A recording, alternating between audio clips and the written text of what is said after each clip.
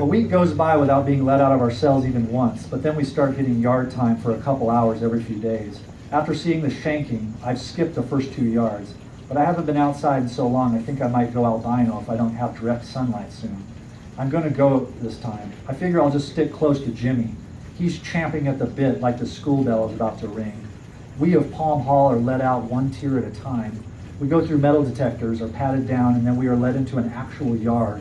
It has 2 handball courts, a little basketball court, a few wall-mounted showers, several steel benches with matching awnings, and a tiny track framing a patch of grass, and 3 sets of pull-up bars.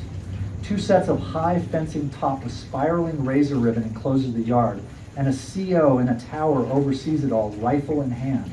I can't believe it. I thought that was only in movies. There is actually a guard in a tower with a rifle. The novelty. Jimmy heads straight to the bars and gets in line with Menace, Devin, Kylie, and Flathead. Jimmy doesn't have a nickname. They all treat him like royalty. He introduces me to his boys. He says about me, he's straight, and they all air bump fist with me and give me the nod. No physical contact is allowed in the yard. They're all tatted up, white gang dropouts like Jimmy, in here on parole violation, except Devin, a 6'9" illustrated man. He's going to be shipped out to another prison to do some real time. I know this from his daily radio show. Menace has 737 tatted over one eye and has another tattoo bust of Hitler that looks more like Moe of the Three Stooges. The only reason I know it was intended to be Hitler and not Moe is because of the swastika crest. When my turn arrives on the bars, I crank out 20 wide grip front pull-ups. I've been doing them at the gym in Silver Lake prior to turning myself in, and my adrenaline is off the charts, so it's easy. When I get back in line, Menace comments on my pull-up prowess, and he and Devin re-nicknames me Clark Kent. It's a beautiful day here in the Inland Empire, one of those Chamber of Commerce days in May, just before it goes smoggy and unbearably hot for the long summer. I feel good. Jimmy and the boys sit in the grass on the edge of the track and reminisce about Nazi gang shit. I don't want to get drawn into any questions, so I decide to take a jog around the track, careful to keep one eye on Jimmy and not get too close to anyone. I stretch a bit, and then walk a bit, and then trot into a medium-paced jog. Get down! Get the fuck down, I hear. The voice is coming from a bullhorn. Guys behind and in front of me dart away. The 2 COs in the yard trot towards me with their mace cans out.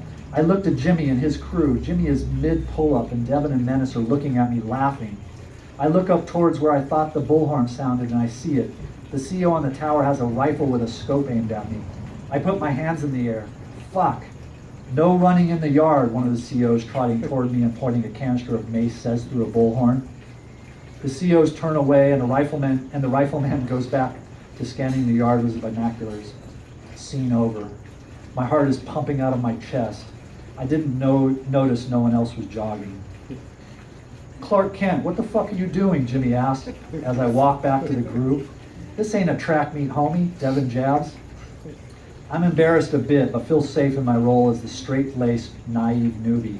I jump up to the bar and crank out 30 underhand pull-ups, probably the most I've ever done in my life. I think of 4th grade PE class being tested on field day at the pull-up bars and not being able to do a single pull-up. It was so embarrassing. The teacher had to time how long I could hold on to the bars like he did with the girls. I couldn't have been more than 30 seconds. Look at me now, teach, I think. I'm hanging with the Nazi convicts, doing so many pull-ups. Jimmy and his boys head towards the showers. I'll stick to the bird baths. I've seen American Me. I've heard the stories. I'm not going near any group showers if I can help it. Not far from the showers, there is a raucous basketball game going on. I love basketball, and there are brothers playing, and they aren't too bad. I miss basketball. Ever since Pepperdine, I haven't played ball. Maybe I could actually have some fun in here after all, I think. Not that playing craps for push-ups with hardened toilet paper dice and watching narrative yard shankings isn't a blast. I'm standing about 20 feet behind the game when a black guy walks over. What up, Peckerwood? That's what they call me.